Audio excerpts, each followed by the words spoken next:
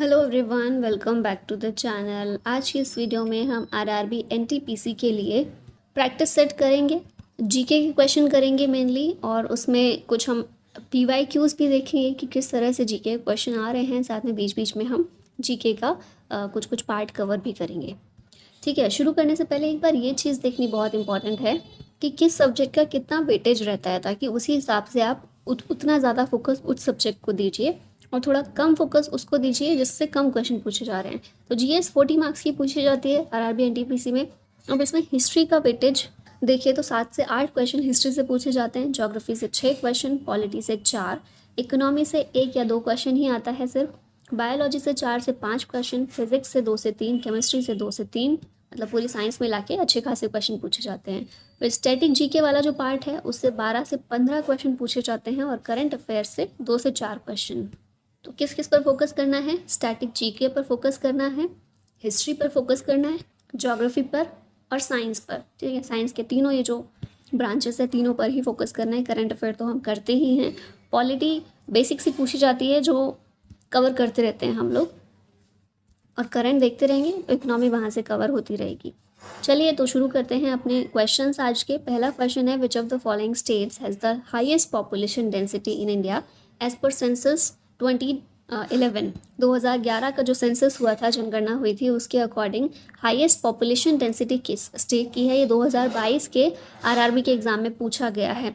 बिहार की population density सबसे ज़्यादा है 2011 के सेंसस के अकॉर्डिंग। टोटल डेंसिटी 1106 है बिहार की।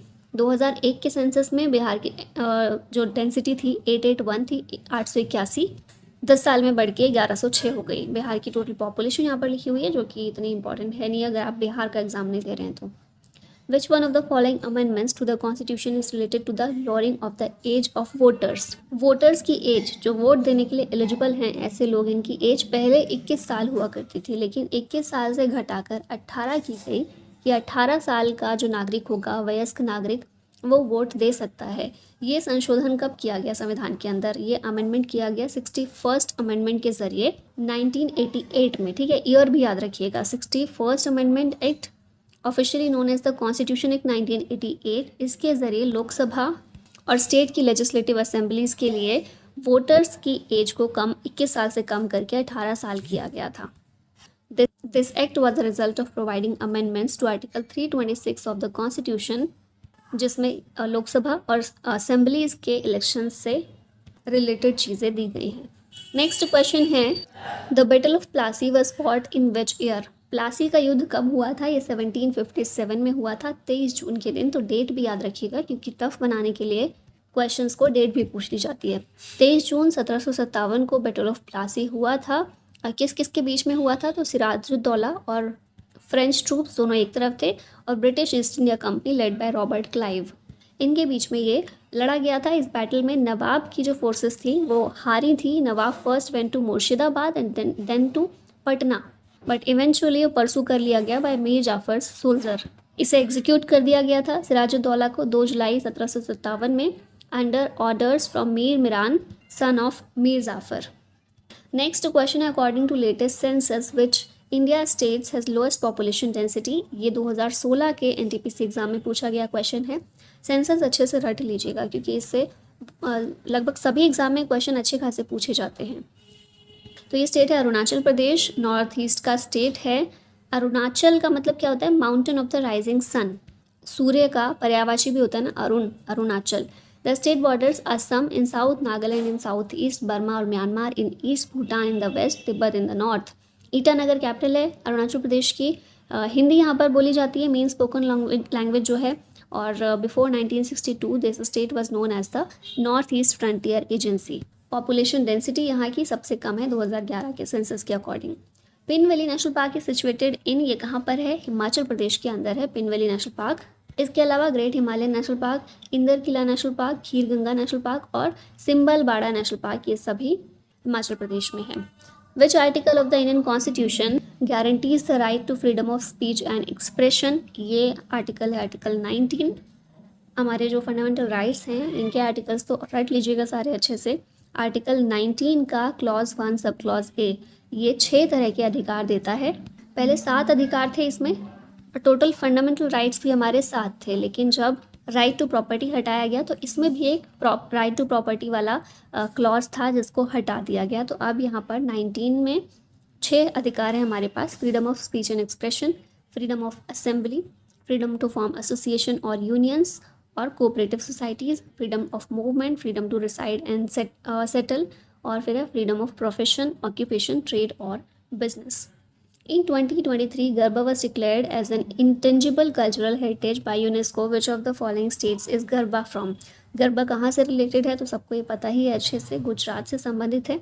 आरआरबी एएलपी के एग्जाम में 2024 में क्वेश्चन पूछा गया है। फोक डांस है गुजरात का Garba. It is performed throughout 9 nights of Navratri. Navratri के जो 9 दिन होते हैं उनमें परफॉर्म किया जाता है महिलाओं के द्वारा। Garba danced around the symbol to honour the fact that all humans have the divine energy of Devi within them. The Gupta emperor who defeated the Hunas was. हुनों को पराजित करने वाला कौन सा गुप्त एम्परर था? ये था स्कंदगुप्त। और ये कहाँ से पता चलता है? भीतरी पिलर इंस्क्रिप्शन से पता चलता है कि स्कंदगुप्त जो है गुप्ता एम्परर था नॉर्थ इंडिया का। He restored the Gupta power by defeating his rebels और फॉरेन इन्वेडर्स। हुनों को भी इसने पराजित किया था स्कंदगुप्त के द्वारा। 5 तरह के सोने के सिक्के जारी किए गए थे और 4 तरह के चांदी के सिक्के जारी किए गए थे। Who received the Dada Saheb Phalke award 2024 for outstanding contribution to Indian cinema? ये हैं मिथुन चक्रवर्ती। अब ये रिसेंट वाले सारे देख लीजिए। 2024 में तो मिला है मिथुन चक्रवर्ती को, 2023 में रेखा को दिया गया था, 2022 में आशा पारेख को, 2021 में रजनीकांत को और 2020 में आशा पारेख को ये अवार्ड दिया गया था, Dada Saheb Phalke award for outstanding contribution. As per the census 2011 which of the following union territories has the highest literacy rate? Census से क्वेश्चन है, आरपीएफ एसआई में पूछा गया है 2024 में हाईएस्ट लिटरेसी रेट कौन सी यूनियन टेरिटरी में देखने को मिली 2011 के सेंसस में? ये थी Daman and Diu. Option C correct है। ऑफिशियल लैंग्वेजेस जो यूज़ की जाती हैं ये हैं यहाँ पर Gujarati, Marathi, English, but many people still use Portuguese. Total population यहाँ की कितनी है? 2,43,247। एडमिनिस्ट्रेटिव कैपिटल दमन है यहाँ की। मोस्ट स्पोकन लैंग्वेज गुजराती है because they related to the Gujarati speaking Damania subcaste. It was part of a combined union territory along with Goa before the Goa became a state. UTs में highest literacy rate है यहाँ पर। What is the rank of India in Henley passport index 2025? इस index में भारत की rank है 85। Option B correct है। इस इंडेक्स को हेनले एंड पार्टनर्स के द्वारा रिलीज़ किया जाता है। भारत 85वें नंबर पर है। इसका मतलब है कि भारत विदाउट वीज़ा 57 कंट्रीज़ में ट्रैवल कर सकते हैं भारतीय जो हैं। अच्छा, अब अगर टॉप कंट्रीज़ देखें, वर्ल्ड का मोस्ट पावरफुल पासपोर्ट्स अगर देखें तो ये सिंगापुर का है, फिर सेकंड पर जापान है, थर्ड पर कई सारी कंट्रीज़ हैं जैसे Finland, France, Germany, Italy, south Korea और Spain. When the price levels of goods and services are falling continuously, this phenomena is called। Price level लगातार कम हो रहा है अगर तो इस फिनोमिना को कहते हैं डिफ्लेशन। इन्फ्लेशन आप लोगों ने सुना होगा, न्यूज़ में सुनते रहते हैं। इन्फ्लेशन क्या होता है? जब प्राइस लेवल कॉन्टीन्यूसली बढ़ रहे होते हैं गुड्स एंड सर्विसेज के, तो इन्फ्लेशन होता है, महंगाई होती है। और उसी के उलट जब कम हो रहे होते हैं तो उसको डिफ्लेशन बोला जाता है। डिफ्लेशन अच्छा नहीं होता किसी भी कंट्री की इकोनॉमी के लिए। डिफ्लेशन एक सीरियस इकोनॉमिक इशू है that can accelerate a crisis and turn a recession into a full blown depression. क्योंकि क्या होता है जब प्राइसेस कम हो रहे होते हैं, गिर रहे होते हैं, फॉल हो रहे होते हैं, उस टाइम पर बिजनेस और इंडिविजुअल्स अपनी मनी को स्पेंड नहीं करते या फिर इन्वेस्ट नहीं करते, उसको होल्ड कर लेते हैं। क्योंकि अगर प्राइसेस घट रहे हैं और फ्यूचर में भी घटने की उम्मीद है तो वो क्यों इन्वेस्ट करेंगे, क्योंकि नुकसान ही होना है। This leads to a drop in demand. ठीक है, डिमांड इससे कम हो जाती है which in turn forces businesses to cut production and sell off inventories at even lower prices। Simple सी चीज़ है, अगर किसी चीज़ के लिए स्पेंड नहीं हो रहे हैं पैसे, इन्वेस्ट नहीं हो रहा है तो डिमांड कम हो जाएगी। अब डिमांड कम होने की वजह से क्या होगा? जो भी प्रोडक्शन हो रहा है प्रोडक्शन कट डाउन करना पड़ेगा प्रोड्यूसर्स को। और जितनी भी बची हुई इन्वेंट्री है, दुकान में क्या होता है, आप जाते हैं कहीं पर शोरूम में जाते हैं, जो बचा हुआ सामान होता है उसको वो कम दामों पर बेचते हैं ताकि वो निकल जाए, है ना, ख़त्म हो जाए वो चीज़ें। तो इसीलिए और ज़्यादा कम दामों पर वो इन्वेंट्रीज़ को निकाला जाता है। In order to correct the situation of deflation, securities are purchased by the central bank. ये मेजर लिया जाता है डिफ्लेशन की सिचुएशन को कंट्रोल करने के लिए कि सेंट्रल बैंक के पास जो भी सिक्योरिटीज़ होती हैं उनको परचेज़ किया जाता है। Which of the following water veg is located on the Tapi river? Tapi river पर NH 100 है। NH नहीं, NW। NH तो नेशनल हाईवे होगा, ये नेशनल वाटरवे है। अब कुछ इंपॉर्टेंट नेशनल वाटरवे हैं जिनको याद रखिएगा। NW1 कहाँ पर है, तो गंगा भगीरथी हुगली रिवर सिस्टम पर लोकेटेड है, उत्तर प्रदेश, बिहार, झारखंड, वेस्ट बंगाल में। ठीक है, 1620 किलोमीटर इसकी लेंथ है NW1 की, और सबसे लंबा नेशनल वाटरवे यही है। फिर सेकेंड है ब्रह्मपुत्र रिवर पर असम में। थर्ड है west coast canal Champakara and उद्योग मंडल कैनाल्स पर केरला के अंदर। 4 है रिवर कृष्णा पर आंध्र प्रदेश में। फिर NW10 जो है ये अम्बा नदी पर है महाराष्ट्र में। 83 राजपुरी क्रीक में है महाराष्ट्र में। 85 रेवदंदा क्रीक कुंडालिका रिवर सिस्टम पर है महाराष्ट्र में। 91 Shastri river Jaigarh creek system में है महाराष्ट्र में। 68 मांडोवी रिवर पर है गोवा में। 111 NW111 जो है जुआरी नदी पर है गोवा में। जुआरी नदी गोवा में ही है ना। NW73 नर्मदा नदी पर है गुजरात और महाराष्ट्र में। फिर 100 तापी रिवर पर है गुजरात और महाराष्ट्र में ही। और 97 सुंदरबंस वाटरवेज में है वेस्ट बंगाल के अंदर। नेक्स्ट क्वेश्चन है, which of the following branch of biology deals with the study of viruses. Virus की स्टडी ये किसके अंदर आता है, बायोलॉजी की कौन सी ब्रांच के अंदर आता है, तो इसे ये वायरोलॉजी के अंदर आता है। ऑप्शन सी करेक्ट है। वायरस दमित्री इवानोस्की के द्वारा डिस्कवर किया गया था पहली बार। The tobacco mosaic virus is the first discovered virus. Virus की स्टडी को वायरोलॉजी कहते हैं। Virology is a sub field of microbiology. Dmitri Ivanovsky is one of the cofounders of virology. Chandrika Tandon Triveni won a Grammy award for what category, तो इनको ये award best new age album category के लिए दिया गया है। इंडियन अमेरिकन म्यूजिशियन और business leader हैं चंद्रिका टंडन। ग्रैमी अवार्ड जीता इन्होंने for best new age ambient और chant album for Triveni, a collaboration with Wouter Kellerman and Eru Matsumoto. तो ये नाम याद रखिएगा, कैटेगरी याद रखिएगा इनकी। Hulivesha is a popular folk dance in the coastal region of Karnataka. ये एक डांस फॉर्म है हुलीवेशा, इक्वल डांस फॉर्म है कोस्टल कर्नाटका की। It is performed by local youth during the Navratri festival. It is also known as tiger-faced dance. Hulivisha is performed to pay tribute to goddess Durga, whose official animal is tiger. Who was the last Governor General of Independent India? ये थे C Rajagopalachari. अब यहाँ से कुछ fact याद रखिएगा। पहले governor Bengal के रॉबर्ट क्लाइव, पहला governor general of Bengal Robert Clive, last governor general of Bengal William Bentinck, first governor general of India William Bentinck, last governor general of India Lord Canning, पहला वायसराय भारत का कैनिंग था, last viceroy Mountbatten था, पहले और लास्ट governor general and viceroy of independent India ये थे C Rajagopalachari. Velocity of wind is measured by, हवा का वेग किससे मेजर किया जाता है, एनीमोमीटर से किया जाता है। अब यहाँ पर देख लेते हैं बाकी भी जो ऑप्शन में है। स्पीडोमीटर क्या मेजर करता है, स्पीड ऑफ अ व्हीकल को। ऑडियोमीटर हियरिंग एक्यूटी को मेजर करता है। टेकोमीटर मेजर करता है rotational speed of an engine को। और एनीमोमीटर विंड स्पीड को मेजर करता है। Rai is primarily a folk dance of which of the following states, तो ये भी RRB NTPC में CBT 2 में क्वेश्चन पूछा गया है 2022 में। मध्य प्रदेश का ये फोक डांस है राई। बुंदेलखंड बेसिकली जो रीजन है मध्य प्रदेश का, वहाँ का एक वेल नोन ट्रेडिशनल डांस है and it is performed by men in female disguise to the accompaniment of the dholak and nagada. Bedia tribe जो है मध्य प्रदेश की, वो इस फोक डांस को परफॉर्म करती है on the occasion of a child birth in Vaishya community. It is also performed by women of the Ahir tribe. The silent valley national park is a beautiful representation of rain forest of Kerala. Option A correct है।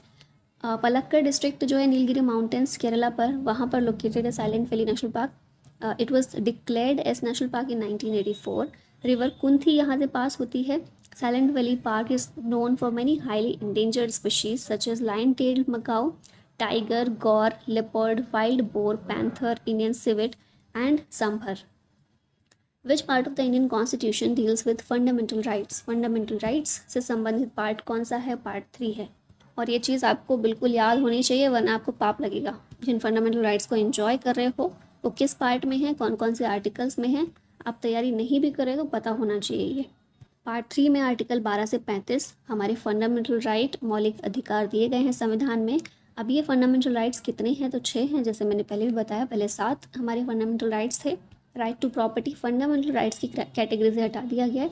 Right अभी भी है, तभी हम लोग property खरीद पाते हैं, है ना। देश में कहीं भी कुछ रिस्ट्रिक्टेड जगह हैं बस, वहाँ नहीं खरीदी जा सकती, उसके अलावा प्रॉपर्टी हम खरीद सकते हैं कहीं भी। वो इसीलिए क्योंकि हमारे पास ये अधिकार है, लेकिन ये फंडामेंटल राइट नहीं है, हमारा मौलिक अधिकार नहीं है।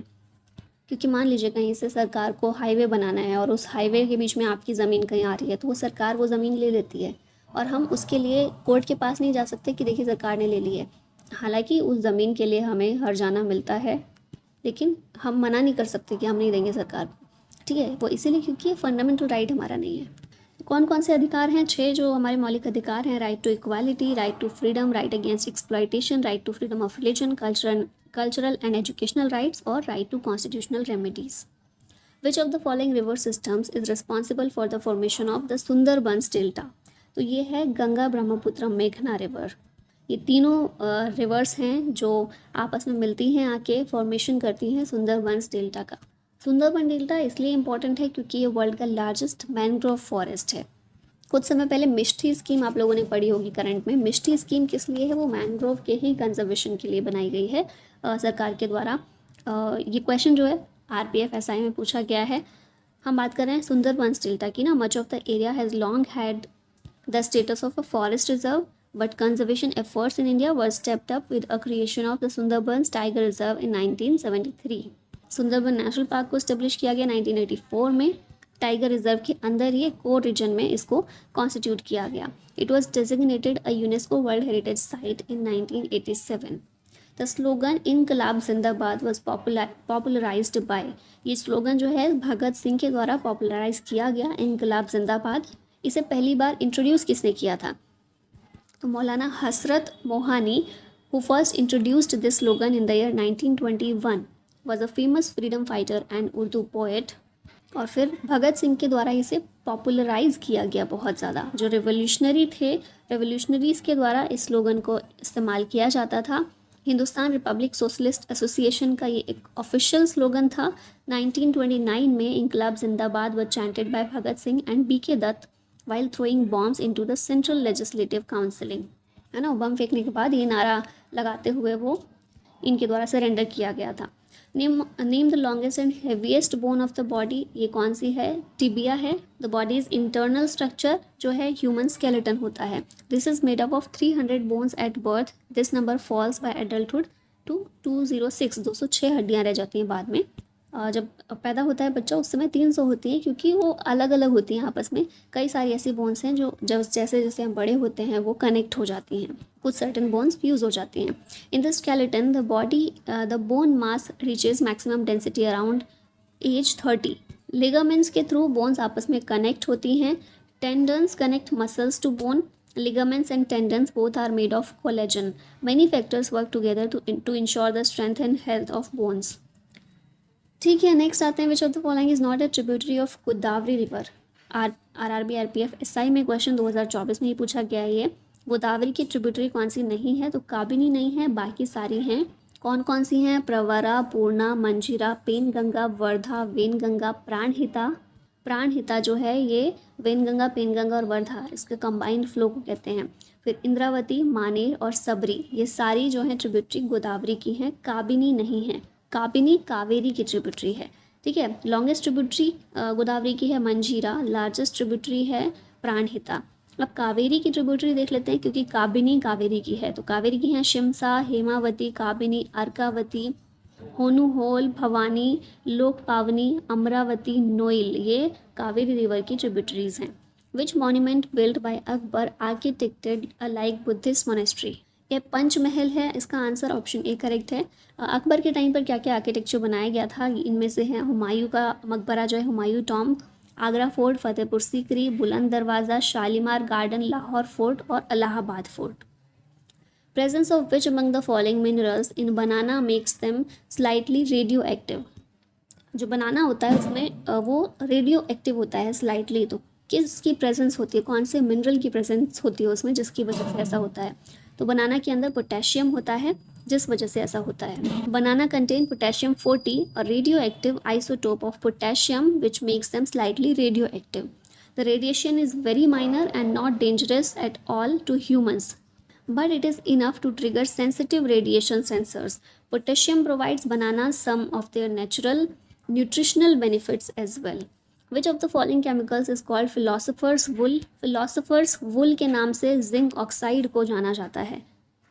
जिंक ऑक्साइड वाइट पाउडर होता है that is insoluble in water. It is used as an additive in sunscreens, sun lotions, in rubber manufacturing and in photocopying products. ठीक है, इसी को जाना जाता है फिलोसोफर्स वुल के नाम से। Electric current is measure by, इसको मेजर किया जाता है एमीमीटर से। An ammeter is an instrument that is use to measure the current flowing through the circuit. Low resistance होता है, आइडियली जीरो होता है इसमें। The connecting ammeter in series allows all the circuit current to pass through it and hence measure it. Which of the following articles provided that an interstate council can be formed by a presidential order? NTPC 2021 में एक question पूछा गया है, interstate councils को president order के through form किया जा सकता है। ये किस आर्टिकल में बताया गया है? 263 में। ठीक है, इंटरस्टेट काउंसिल के बारे में है ये आर्टिकल 263।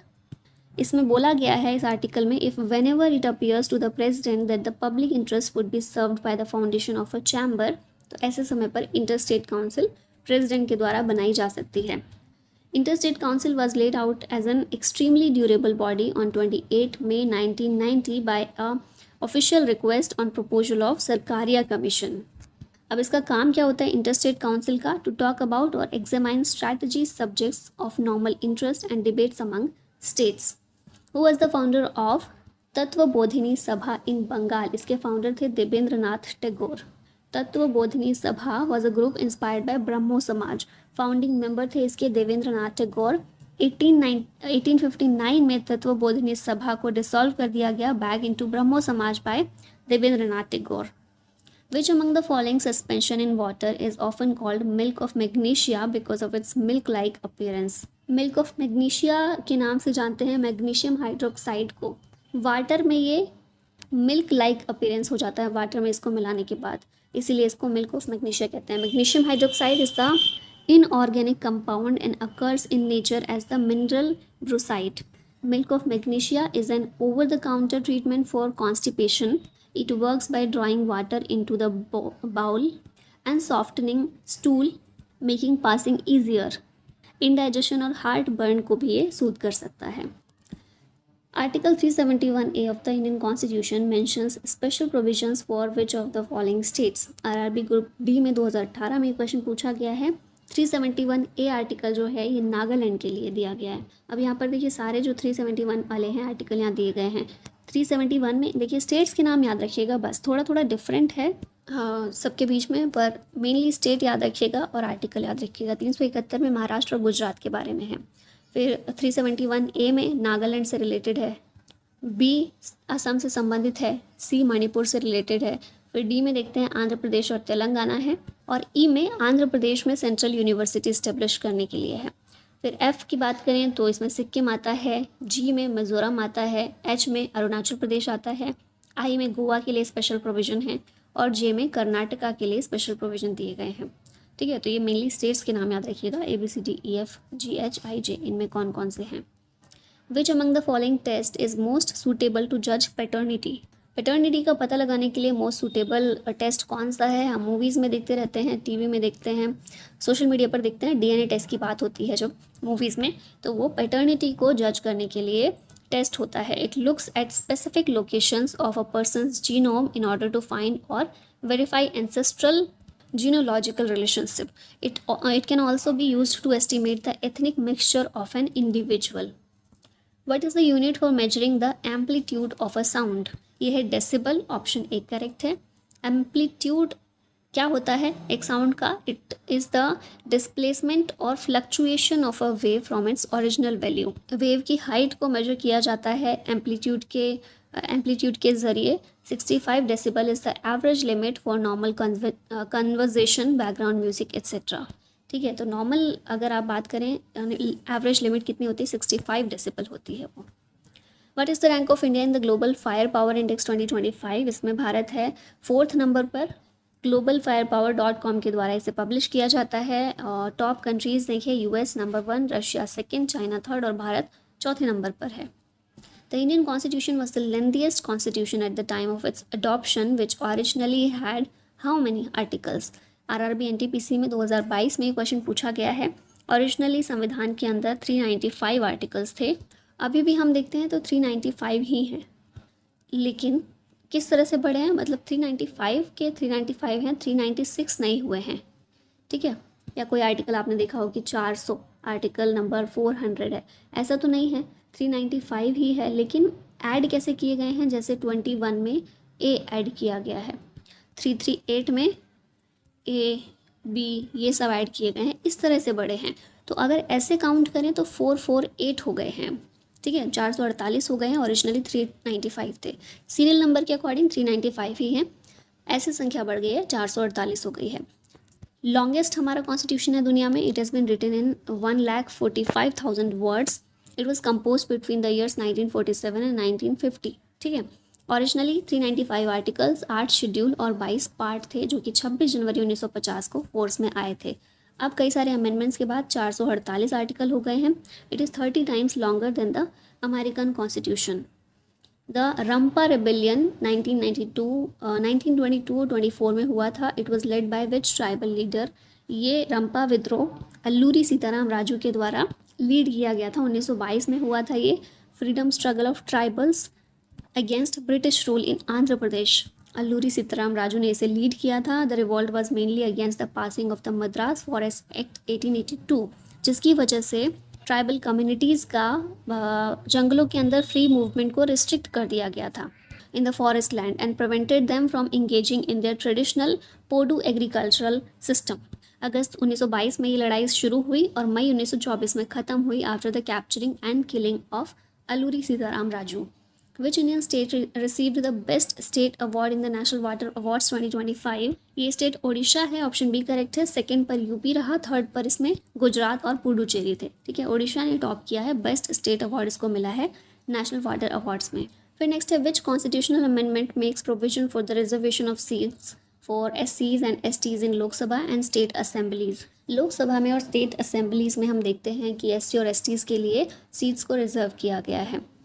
तो कौन सा अमेंडमेंट है, आप देख ही रहे हैं एक्सप्लेनेशन में, 79th अमेंडमेंट है, जिसे 1999 में पास किया गया था। इसके ज़रिए रिजर्वेशन को एक्सटेंड कर दिया गया था, ठीक है। और हमेशा क्या होता है ना, इस तरह के रिजर्वेशन जितने भी संविधान में दिए गए हैं वो 10-10 साल के लिए एक्सटेंड किए जाते हैं, 10 साल बाद फिर से रिन्यू हो जाते हैं, फिर 10 साल ख़त्म होने के बाद फिर रिन्यू कर दिया जाता है। लेकिन एक चेंज हुआ है रिसेंट में, SC ST के लिए तो रिजर्वेशन अभी भी है, लेकिन एंग्लो इंडियन के लिए जो पहले स्पेशल रिप्रेजेंटेशन होता था लोकसभा में, उसको ख़त्म कर दिया गया है अब। तो ये सारे क्वेश्चंस हमने कवर कर लिए हैं। अगर आपने अटेम्प्ट किया है इनको तो बताइएगा आपने कितना स्कोर इसमें प्राप्त किया है, कितने क्वेश्चन थे जो आपके सही हुए हैं और कितने गलत हुए हैं। और सिर्फ पढ़ रहे थे तो फिर इसको बाद में अटेम्प्ट करके देखिएगा PDF के थ्रू। और चलिए ख़त्म करते हैं इस वीडियो को यहीं पर। Thank you so much for watching this. जय